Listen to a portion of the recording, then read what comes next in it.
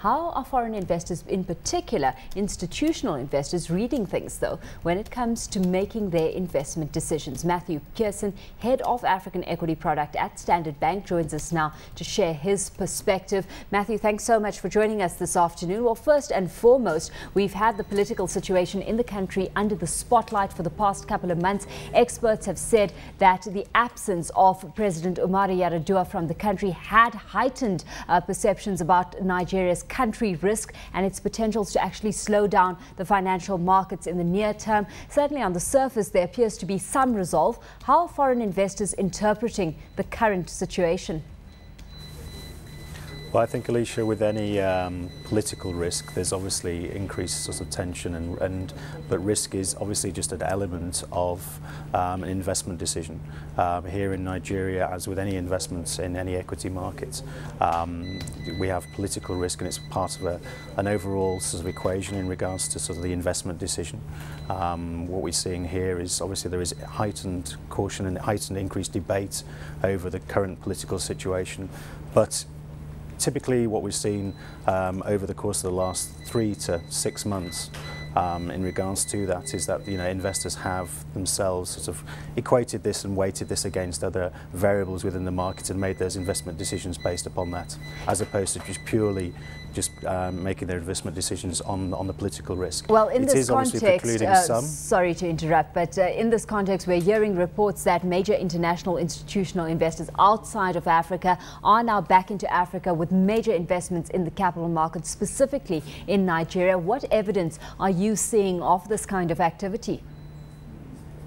Well, over the course of the last 12 months, we've seen significant investor appetite actually for Nigeria. However, what you have to look at within Africa and Nigeria as well is that there's very much a pyramid structure of investment flows. So what we've seen over the course of the last 3 to 12 months has largely been focused on the dedicated funds investing into Africa, investing here into Nigeria. Where we are now is that we're starting to get increased appetite. The GEM funds, the global emerging market funds, the hedge funds, etc., starting to look at Nigeria and other African equity markets.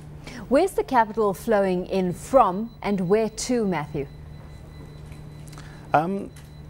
The capital has been flowing largely sort of, there's been a European sort of base, there's a very much, sort of the US base, also the Asian base. There's a lot of new money looking at sort of coming into Nigeria, into Africa, and we're seeing increased appetite across the board, to be honest. I mean, where previously there's sort of some elements, sort of even say, within Asia and also the US, where there was some skepticism, we're starting to see increased appetite across the board, actually, from our international investor base.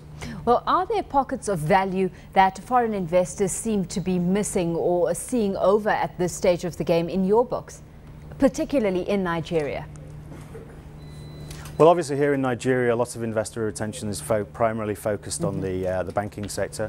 Obviously, what we've seen over the course of the last 6 to 9 months has been radical reforms in regards to the whole sector.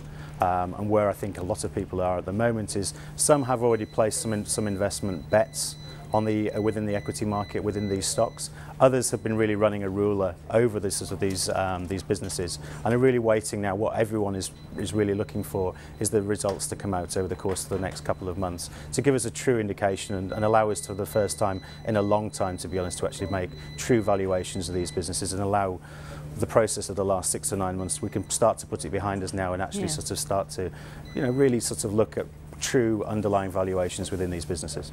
Of course, the banking sector is the major pillar that people are looking at this stage of the game. A lot of it, a lot of that sector means that is where the confidence is going to get built up, and obviously influences liquidity positions in the market as well. A lot of this hinging on the formation of the asset management company. Are you confident about the strides that are being made in that regard? I think in regards to the AMC, yes, we're obviously seeing significant strides in that regard. I don't think it should be.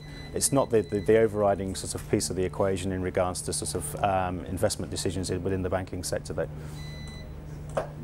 Let's take a look at the overall economy and prospects in your books as you see it for the economy moving forward, Matthew. We're very bullish in regards to the opportunities here in Nigeria. and across sub-Saharan Africa.